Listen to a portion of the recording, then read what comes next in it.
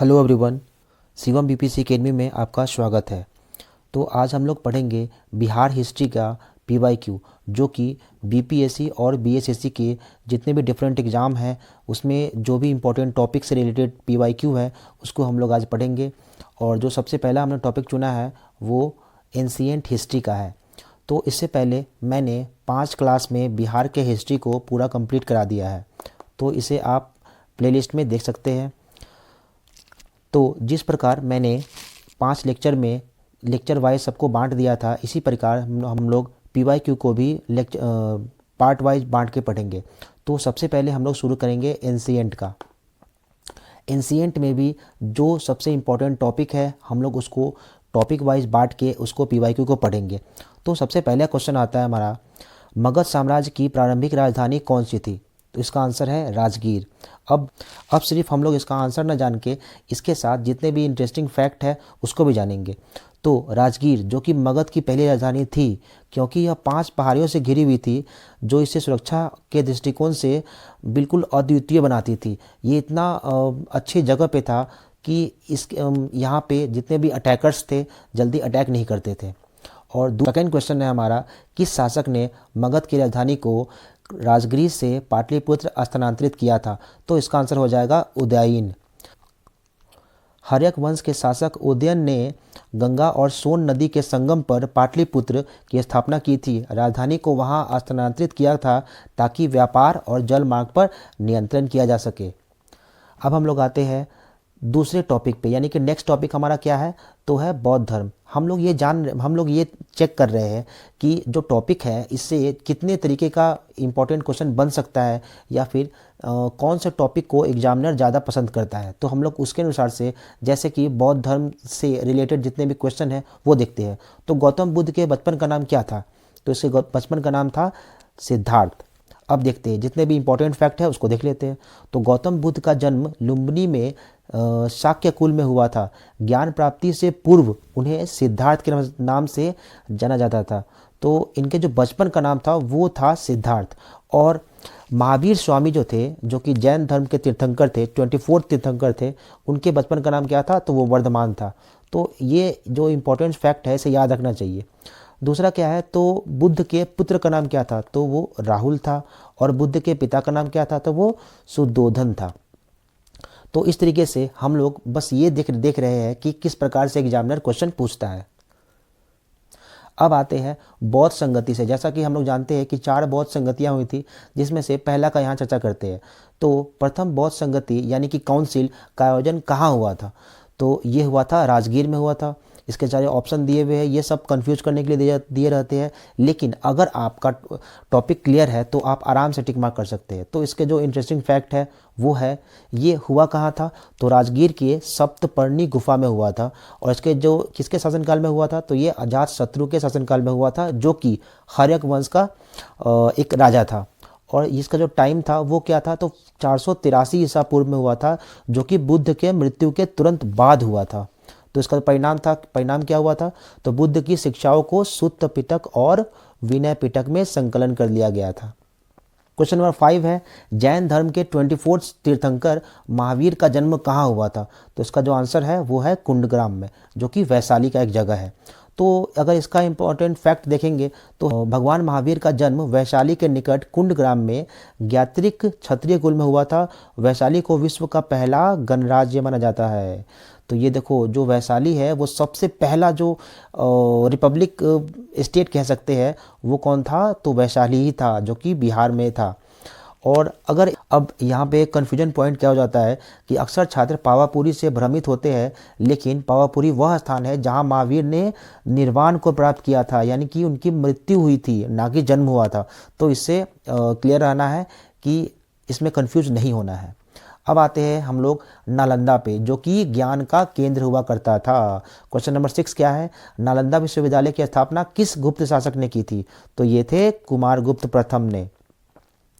और अगर इसके बारे में जाने तो नालंदा विश्वविद्यालय की स्थापना 5वीं शताब्दी में गुप्त शासक कुमारगुप्त प्रथम, जिन्हें सक्रादित्य की उपाधि दी गई थी, ने किया था।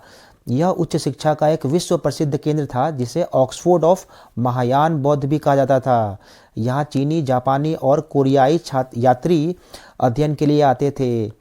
यहाँ बहुत दूर दूर से जितने भी यात्री हो या फिर जितने भी स्टूडेंट्स हो यहाँ पे शिक्षा ग्रहण करने के लिए आते थे। तो ये ज्ञान का बहुत बड़ा केंद्र था जिसे बख्तियार खिलजी ने जला दिया था। अब आते हैं हम लोग बौद्ध साहित्य पे, यानी कि बौद्धिक लिटरेचर का अगर बात करेंगे तो ये क्वेश्चन पूछा जाता है कि बुद्ध चरित्र किस भाषा में लिखी गई थी। तो ये लिखी गई थी संस्कृत भाषा में। लेकिन बात यह है कि अगर बुद्ध चरित्र महाकवि अश्वघोष द्वारा रचित गई एक महाकाव्य है जो कि गौतम बुद्ध के जीवन पे आधारित है। तो अगर भाषाई विकास किया जाएगा तो यहाँ तो क्वेश्चन दिया हुआ है कि बुद्ध चरित्र किस भाषा में लिखी गई थी, तो ये संस्कृत हो जाएगा। बट अगर आप बात करेंगे कि जो बौद्ध ग्रंथ का बात करेंगे तो वो पहले पाली भाषा में लिखे जाते थे। लेकिन कुषाण काल यानी कि कनिष्क के समय बौद्ध साहित्य में संस्कृत का प्रयोग बढ़ गया था और अश्वघोष जो कि कनिष्क के राज दरबारी थे उन्होंने बुद्ध चरित्र लिखा था। अब आते हैं हम लोग नेक्स्ट क्वेश्चन नंबर 8 पे। बिंबिसार किस वंश का राजा था? तो बिंबिसार था हर्यक वंश का राजा। तो अगर इसमें जो फैक्ट देखेंगे हर्यक वंश का जो कालखंड है वो भी दिया गया है 544 बीसी से 412 बीसी। बीसी माने समझ रहे हो बिफोर क्राइस्ट। और अगर हम लोग अब तो ये हो गया है कि कॉमन एरा और बिफोर कॉमन एरा लिखा जाता है, यानी कि क्राइस्ट के जन्म के पहले के काल को बोलते हैं बिफोर कॉमन एरा और ईसा के जन्म के बाद के काल को बोलते हैं कॉमन एरा। तो अगर हम लोग बात करते हैं बिंबिसार मगध के हर्यक वंश का संस्थापक और प्रथम शक्तिशाली राजा था। तो इसका जो रणनीति था वो क्या था, उसने वैवाहिक संधियों यानी कि मैट्रिमोनियल अलायंस और विजयों के माध्यम से मगध साम्राज्य की नींव रखी थी। वो गौतम बुद्ध के समकालीन का था। ठीक है, तो ये याद करने वाला फैक्ट है। और अगर हम लोग विदेशी विवरण यानी कि जितने भी ट्रैवलर थे जो उस समय आए थे अगर उसके बारे में बात करेंगे तो उसमें एक था हेनशांग।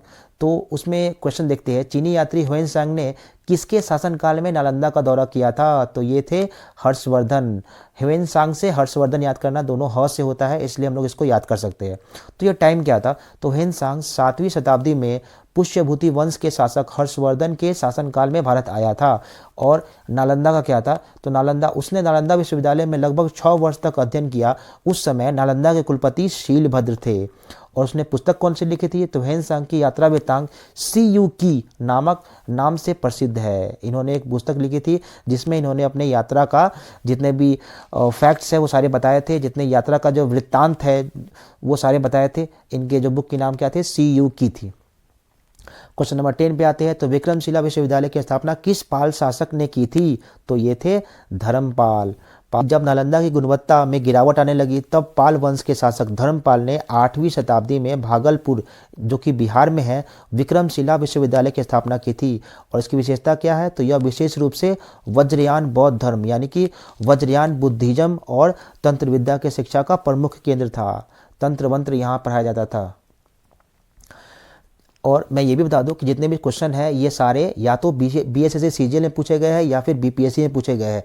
ऐसे भी ये सारे क्वेश्चन बहुत ही इंपॉर्टेंट है, इसलिए इसे पढ़ना बहुत ज़रूरी है। अब हम लोग आते हैं मौर्य साम्राज्य और यूनान पे।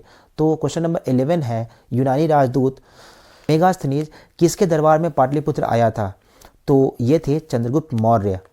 और इसके बारे में देखा जाए तो मेगास्थनीज सेल्यूकस निकेटर का राजदूत था जो चंद्रगुप्त मौर्य के दरबार में पाटलिपुत्रा आया था। इसके जो इम्पोर्टेंट फैक्ट है तो उसने अपनी पुस्तक इंडिका में पाटलिपुत्र के नगर प्रशासन यानी कि म्युनिसिपल एडमिनिस्ट्रेशन और 7 जातियों में विभाजित भारतीय समाज का विस्तृत वर्णन किया था। तो ये कौन से किससे रिलेटेड है? मेगास्थनीज से रिलेटेड है। क्वेश्चन नंबर 12 की बात करें तो अंग महाजनपद की राजधानी कहाँ थी? तो ये बिल्कुल इजी क्वेश्चन है जो कि थी चंपा। और अंग महाजनपद वर्तमान मुंगेर और भागलपुर क्षेत्र की राजधानी चंपा थी। इसका जो महत्व था, चंपा एक प्रमुख व्यापारिक केंद्र और नदी बंदरगाह था।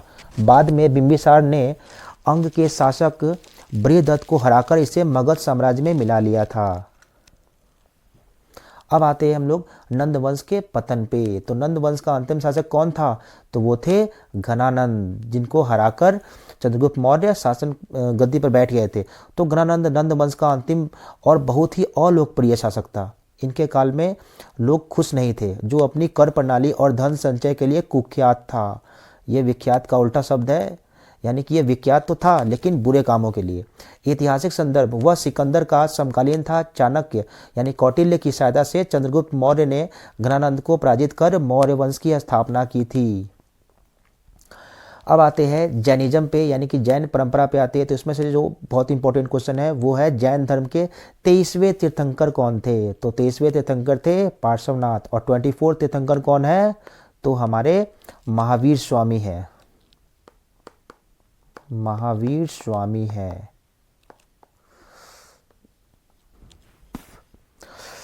तो विस्तृत विश्लेष अगर हम लोग इसका इंपॉर्टेंट फैक्ट देखते हैं तो पार्श्वनाथ जैन धर्म के 23वें तीर्थंकर थे। वे काशी यानी कि वाराणसी के राजा अश्वसेन के पुत्र थे।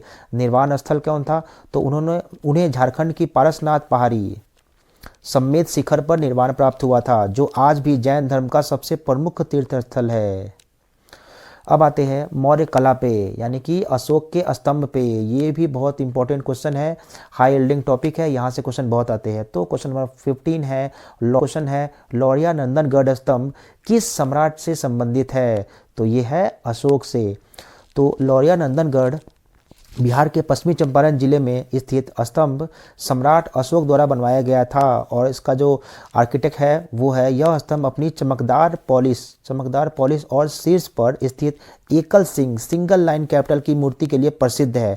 यह मौर्यकालीन स्थापत्य कला का उत्कृष्ट उदाहरण है। अब हम लोग बात करते हैं मिडाइवल बिहार के हिस्ट्री पे बात करते हैं। मिडाइवल बिहार के हिस्ट्री में आते हैं तो इसमें 16 से 25 क्वेश्चन हम लोग पढ़ेंगे, जो कि इसके टॉपिक से रिलेटेड रहेगा। तो क्वेश्चन नंबर फर्स्ट है, शेर शाह सूरी का मकबरा कहाँ स्थित है, तो ये है सासाराम में। तो इसका जो आर्किटेक्चर है यह मकबरा इंडो इस्लामिक स्थापत्य कला का बेजोड़ नमूना है, जिसे भारत का दूसरा ताज भी कहा जाता है। इसमें इसका जो फीचर है, यह एक कृत्रिम झील के मध्य में स्थित है और इसका आकार अष्टकोणीय है, यानी कि ऑक्टागोनल है, 8 एंगल है इसमें।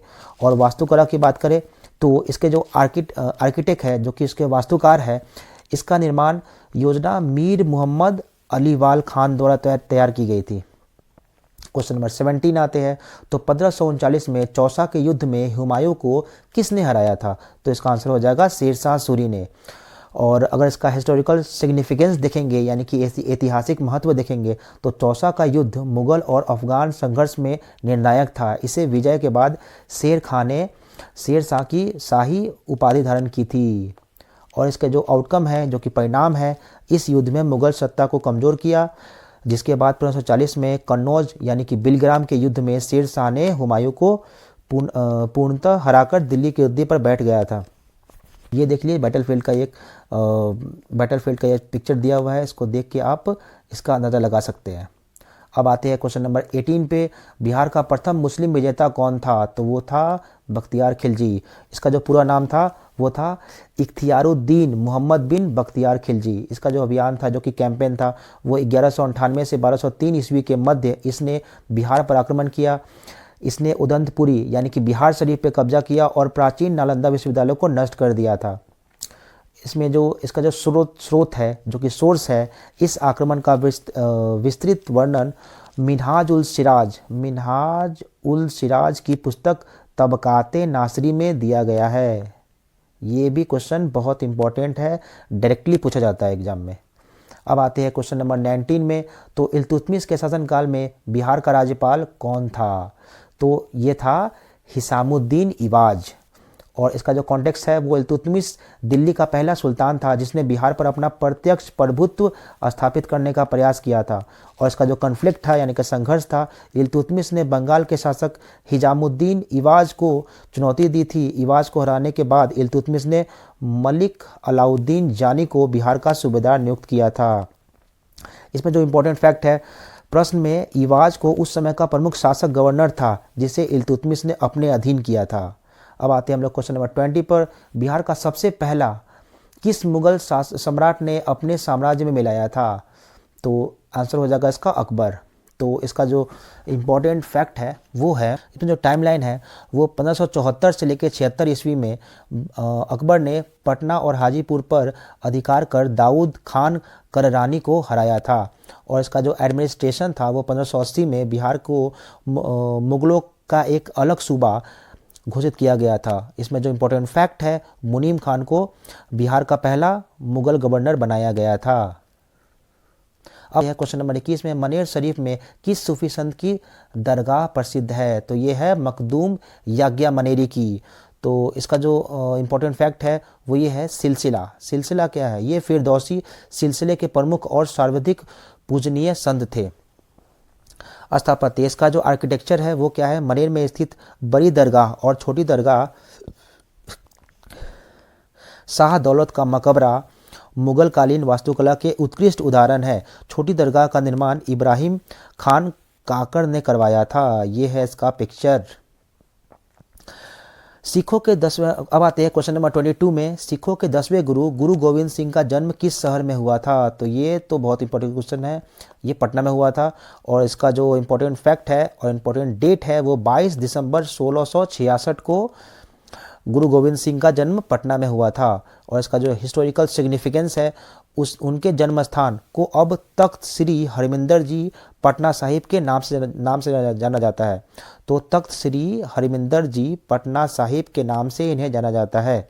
मौजूद गुरुद्वारे का निर्माण महाराजा रंजीत सिंह ने करवाया था।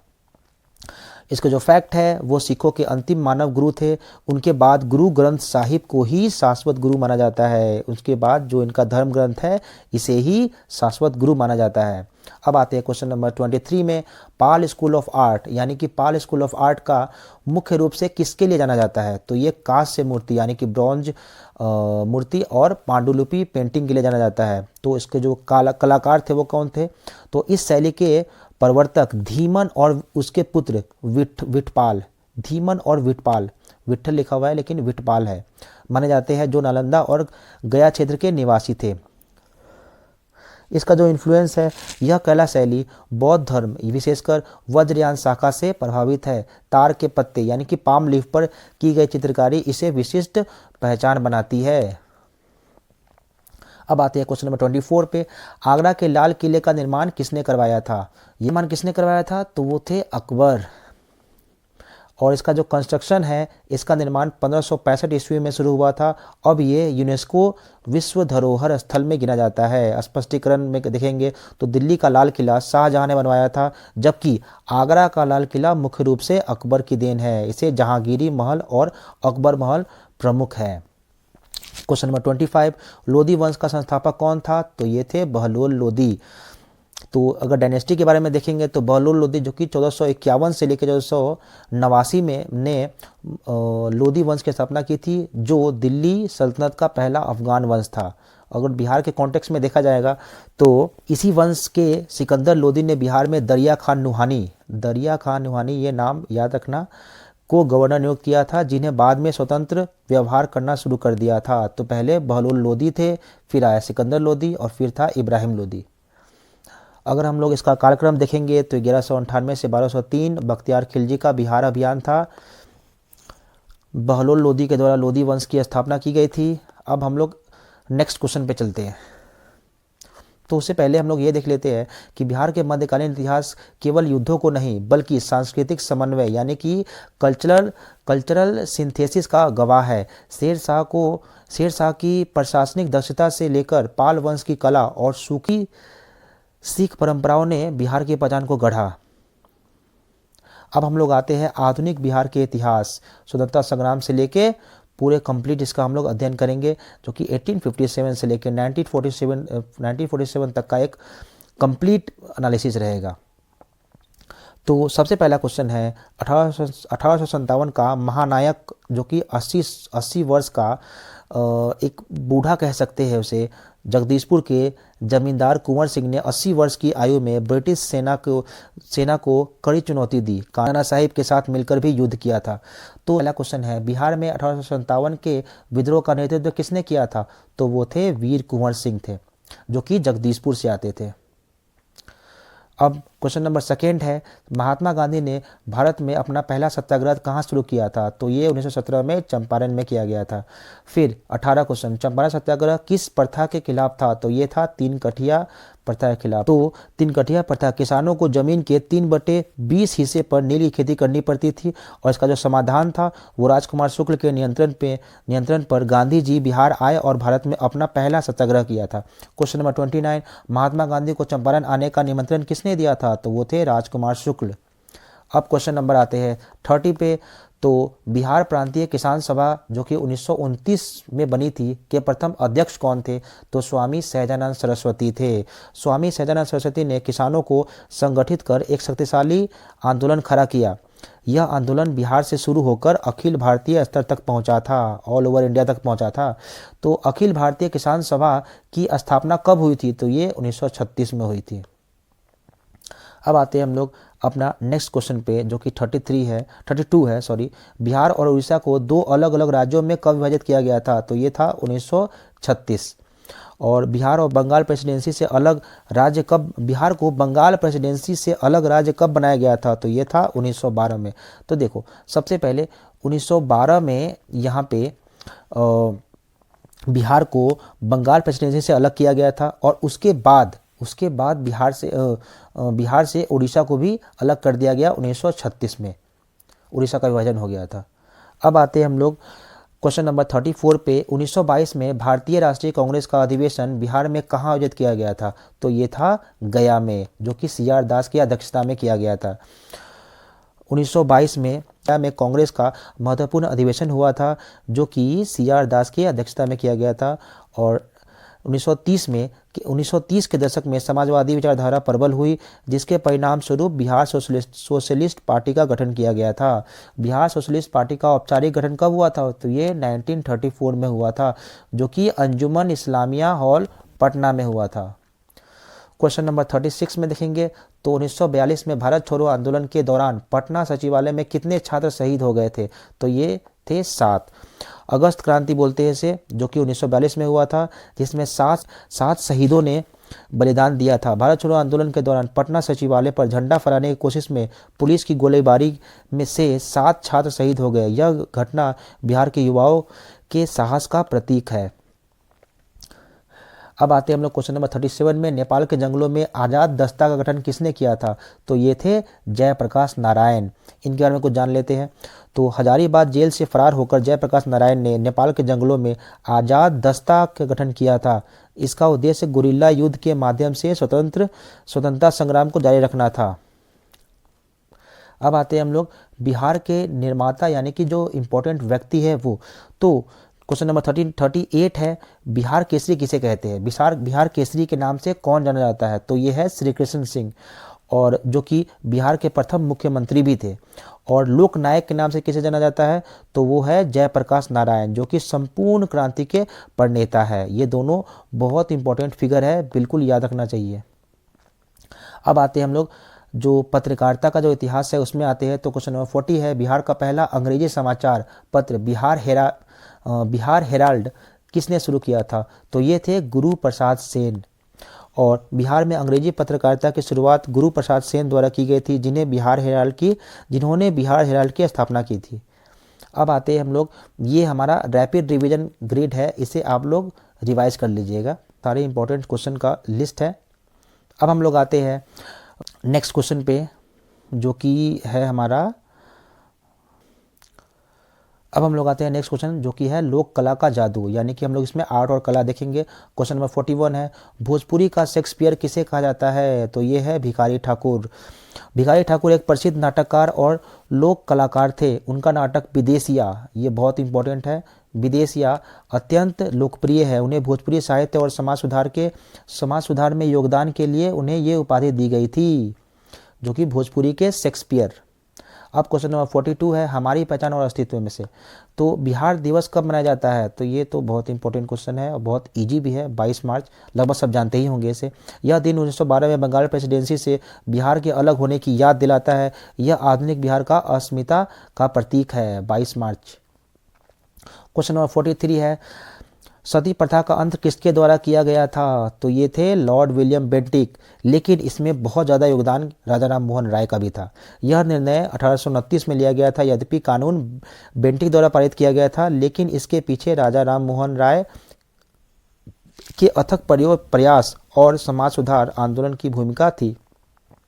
क्वेश्चन नंबर 44 है सीमा और संधियां। तो सुगौली की संधि, ट्रीटी ऑफ सुगौली, कब हस्ताक्षरित की गई थी?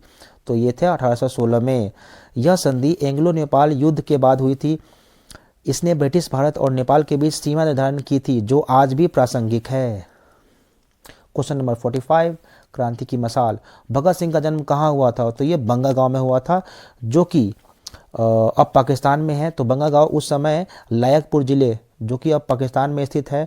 परीक्षा में इतनी गहराई से स्थान पूछा जाता है। यह दर्शाता है कि प्रमुख हस्तियों के जीवन परिचय को विस्तार से पढ़ना आवश्यक है। तो कभी आप लोग ही सोचोगे कि इतना डीप कैसे पूछता है, लेकिन डीप पूछने का कारण है क्योंकि ये इतनी इंपॉर्टेंट हस्ती है। जैसे जितने अम्बेडकर जी हो गए, ये हो गए, तो इनके बारे में डीप से पढ़ना ही पड़ेगा। अब आते हैं 46, क्वेश्चन नंबर 46। तो बक्सर का युद्ध कब लड़ा गया था? तो 1764 में। परिणाम, यह युद्ध प्लासी 1757 से अधिक निर्णायक था। इसके परिणाम स्वरूप अंग्रेज को बंगाल, बिहार और उड़ीसा के दीवानी अधिकार राजस्व संग्रह प्राप्त हो गए थे। क्वेश्चन नंबर 47 मध्यकालीन कूटनीति। तो पुरंदर की संधि जो थी शिवाजी और जयसिंह के बीच कब हुई थी? तो यह हुआ था 1665 में हुआ था। तो यह संधि मुगल साम्राज्य की ओर से राजा जयसिंह और मराठा छत्रपति शिवाजी महाराज के बीच हुई थी। यह एक ऐतिहासिक कूटनीतिक क्षण था। क्वेश्चन नंबर 48 तो अनहैप्पी इंडिया पुस्तक के लेखक कौन थे? तो ये थे लाला लाजपत राय। अनहैप्पी इंडिया, लाला लाजपत राय ने यह पुस्तक कैथरीन मेयो और मदर इंडिया के जवाब में लिखी थी, जिसमें उन्होंने भारतीय समाज का बचाव किया था और स्वराज के मांग को प्रबल किया था। क्वेश्चन नंबर 49 है बिहार का पुनर्गठन कब हुआ था? तो झारखंड राज्य बिहार से कब अलग हुआ था?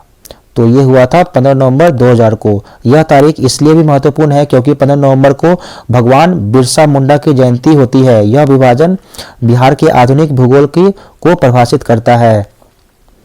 अब आते हैं क्वेश्चन नंबर 1974 में जेपी आंदोलन का नारा क्या था? तो ये था संपूर्ण क्रांति। यह आंदोलन बिहार से शुरू हुआ और इसमें भारतीय राजनीति की नींव हिला दी। इसका उद्देश्य केवल सत्ता परिवर्तन नहीं बल्कि सामाजिक और नैतिक परिवर्तन भी था।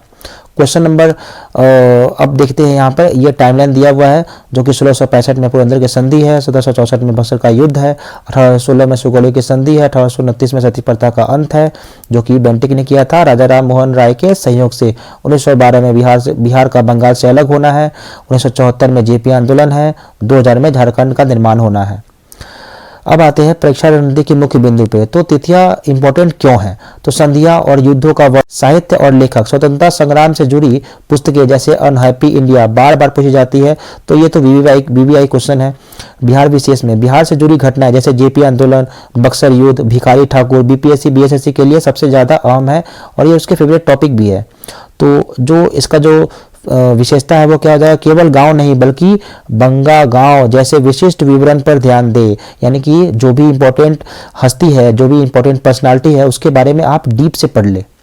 आते हैं हम लोग लास्ट 10 क्वेश्चन पे और इसमें हम लोग देखेंगे क्वेश्चन नंबर 51 भारत में हरित क्रांति का जनक किसे माना जाता है? तो ये है एमएस स्वामीनाथन। अगर हम लोग इसमें इंपॉर्टेंट फैक्ट देख ले तो एमएस स्वामीनाथन ने भारत में उच्च उपज देने वाले हाई यील्ड वैरायटी के सीड्स की शुरुआत की थी, विशेषकर गेहूं और चावल के लिए। प्रभाव क्या था? तो भारत खाद्यान्न में आत्मनिर्भर बन गया था। तो इसमें जो कंफ्यूजन है वो क्या रहता है? तो विकल्प सी का जो कंफ्यूजन रहता है वो क्या, नॉर्मन बोरलॉग को विश्व में हरित क्रांति का जनक माना जाता है। प्रश्न में भारत पूछा गया है इसलिए इसमें स्वामीनाथन ही सही है। नॉर्मन बोरलॉग जब भी होगा तो ये वर्ल्ड लेवल पे होंगे और एमएस स्वामीनाथन इंडिया के लिए। किस गवर्नर जनरल के समय प्रथम आंग्ल बर्मा युद्ध हुआ था? तो ये थे लॉर्ड एम्सहर्स्ट। लॉर्ड एम्सहर्स्ट का कार्यकाल क्या था? 1823 में शुरू हुआ था। 1824 से 26 में प्रथम आंग्ला बर्मा युद्ध हुआ था, जो कि 1826 में यांडुबो के संधि के साथ खत्म हुआ था। इसका जो इम्पोर्टेंट फैक्ट है वो ये है, यह युद्ध यांडुबो की संधि के साथ समाप्त हुआ था। यह युद्ध अक्सर परीक्षा में पूछी जाती है। अन्य विकल्प है लॉर्ड डलहौजी द्वितीय आंग्ल बर्मा युद्ध से संबंधित है, इसलिए भ्रमित ना हो। 53 में राज राजेश्वर मंदिर तंजौर का निर्माण किसने करवाया था? तो ये थे राजराज प्रथम ने। तो इसमें जो इम्पोर्टेंट फैक्ट है वो चोल राजा राजराज प्रथम ने इसका निर्माण करवाया था, इसलिए इसे राजराजेश्वर मंदिर भी कहा जाता है। अन्य नाम है ऐसा इसका बृहदेश्वर मंदिर। और इसका जो स्थान है ये कहाँ सिचुएटेड है? तो ये है तंजौर, जो कि तमिलनाडु में है। वास्तुकला, यह द्रविड़ वास्तुकला का एक उत्कृष्ट उदाहरण है और इसे यूनेस्को विश्व धरोहर स्थल में भी गिनती की जाती है।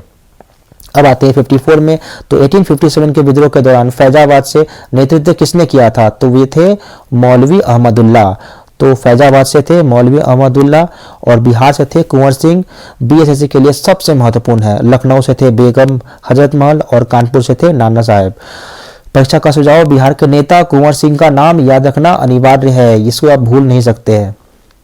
क्वेश्चन नंबर 55, किसे योजना अवकाश यानी कि प्लान हॉलिडे के नाम से जाना जाता है? तो ये 1966 से लेके 1969 तक के काल को योजना अवकाश यानी कि प्लान हॉलिडे के माना जाता है।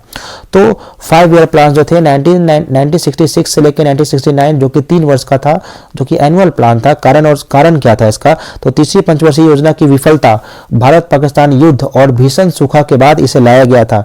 इसमें हुआ क्या था, इस दौरान पंचवर्षीय योजना के बजाय 3 वार्षिक योजना चलाई गई थी। संदर्भ, इसे भारतीय नियोजन इतिहास का एक अंतराल माना जाता है।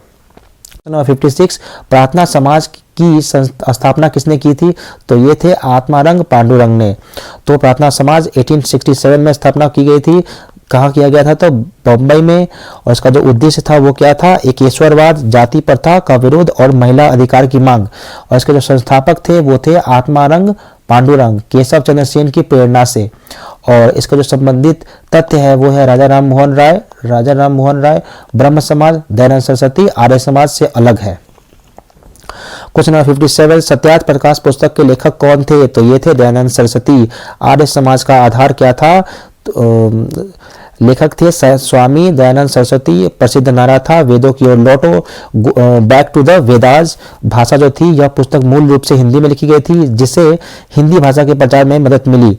और इसका जो खंडन था, इस पुस्तक में मूर्ति पूजा और कर्मकांडों का तार्किक खंडन किया था। मूर्ति पूजा और कर्मकांडों के ये बिल्कुल विरुद्ध थे। 58 क्वेश्चन है, वर्नाकुलर प्रेस एक्ट किसने पारित किया था? तो लॉर्ड लीटन ने पारित किया था, जो कि 1878 में था। लॉर्ड लीटन ने 1878 में वर्नाकुलर प्रेस एक्ट पारित किया गया था। और इसका जो उपनाम था वो था मुंह बंद करने वाला कानून, यानी कि गैगिंग एक्ट। इसका जो लक्ष्य था वो था भारतीय भाषाओं के समाचार पत्र जैसे सोम प्रकाश को बंद करना। और लॉर्ड रिपन ने क्या किया था? इसे वापस ले लिया था। इस एक्ट का निरस्त किसने किया था? लॉर्ड रिपन ने किया था। और लगाया कितने था? तो लॉर्ड लीटन ने लगाया था। तो याद कर लो, लीटन ने लगाया और रिपन ने हटा दिया। रिपन ने इसे हटा दिया था। क्वेश्चन नंबर 59, भारतीय राष्ट्रीय कांग्रेस की प्रथम महिला अध्यक्ष कौन थी? तो वो थी एनी बेसेंट, जो कि 1917 में इसकी अध्यक्षता की थी। तो सावधान रहे, प्रथम महिला अध्यक्ष कौन थी? तो वो एनी बेसेंट थी। लेकिन प्रथम भारतीय महिला कौन थी? तो वो सरोजिनी नायडू थी, जो कि 1925 में कानपुर अधिवेशन में अध्यक्षता की थी। क्वेश्चन नंबर 60, रामकृष्ण मिशन की स्थापना कब हुई थी? तो 1897 में हुई थी। इसके संस्थापक स्वामी विवेकानंद थे। 1893 में शिकागो धर्म सम्मेलन के बाद भारत लौटकर 1897 में इसकी स्थापना की गई थी। और इसका जो सिद्धांत था वो था मानव सेवा ही ईश्वर सेवा है। सर्विस टू जीवा इज वर्शिप ऑफ सेवा। इसका जो मुख्यालय था वो बेलूर मठ पश्चिम बंगाल में था। और एक नजर में इसे देख लेते हैं। और गहन अध्ययन ही सफलता की कुंजी है। अब याद रखें, इसे रिवाइज करें और पीवाईक्यू का एनालिसिस करें।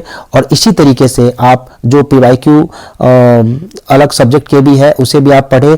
धीरे धीरे करके आप तैयारी करते रहें। अप्रैल से मई में इसका एग्जाम एक्सपेक्टेड है। Thank you.